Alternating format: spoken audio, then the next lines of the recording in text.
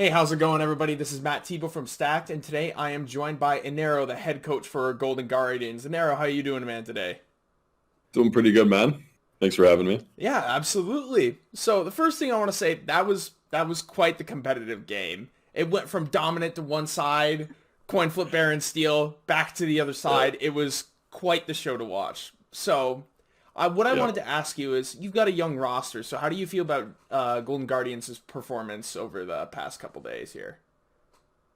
Oh, our performance has been great. Obviously, like going in, we have specific goals that we're working on with our guys in practice, considering everyone's, like, for the most part, pretty young and inexperienced.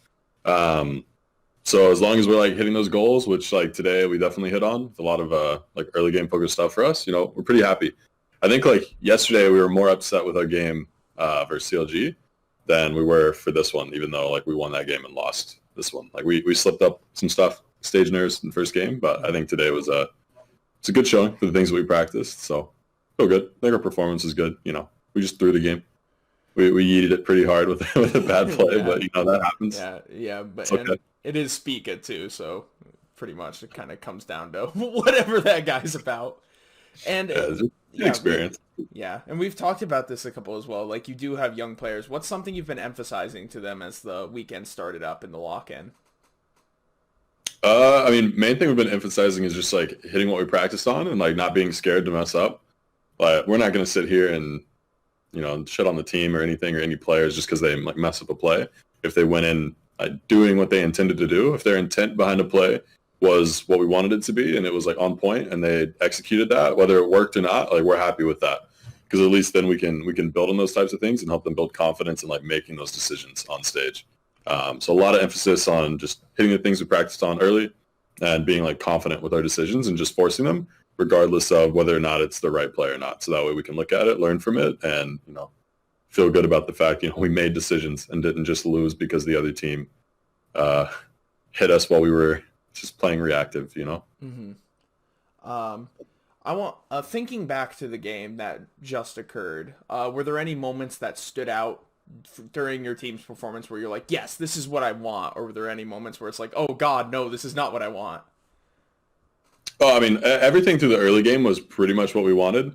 There's a lot of timings when we're going to be doing objectives and like committing to one side of the map that it requires us to be able to cover ourselves on the other side and not lose too much for that. Like we don't want to make a play and lose like camp advantage on jungle. Like we don't want to end up losing experience, like denying ourselves waves or anything like that. So like, we're setting up plays and making sure that our players are getting like as much gold as possible during those without like losing anything really in return. So I was really happy to see that. Later on in the game, like we're obviously going to mess up some macro stuff. Like we're trying to set up for Dragon. We're slow to it, but we're still trying to like soft contest. Those types of things happen. It doesn't really help us. We have options to just play on side lanes, just play to like get experience, like denying their jungle camps, denying them waves, threatening them that way, getting gold leads that way. And we chose not to in the game. And like that happens down to pressure and down to just like feeling like you have to do something when you really don't. And that's okay. Those are things that we weren't really harping on in practice too much. We would talk about it obviously like a little bit, but it wasn't like the primary focus. So most of our goals were early game focused. We hit those, so I was really happy to see that. Perfect. How do you feel like the rookies have been adjusting to the LCS? Really well. Like the environment for us is really good. I think all the guys are really good friends with each other. They're all very friendly.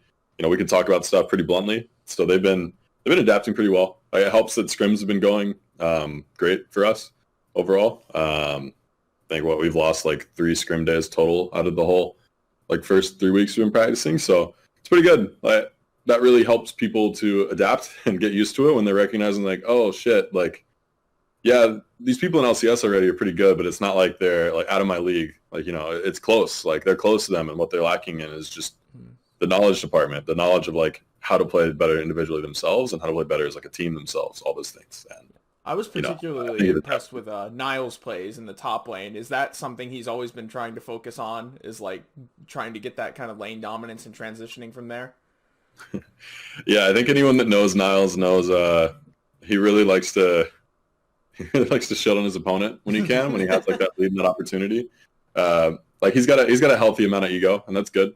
So yeah, he really likes doing that. He's got some stuff to work on, but I know our positional coach Brandon from the OPL is working with him a lot, helping him work on things. So got a lot of confidence in how those two will shape up. All right, just one last question. Sure.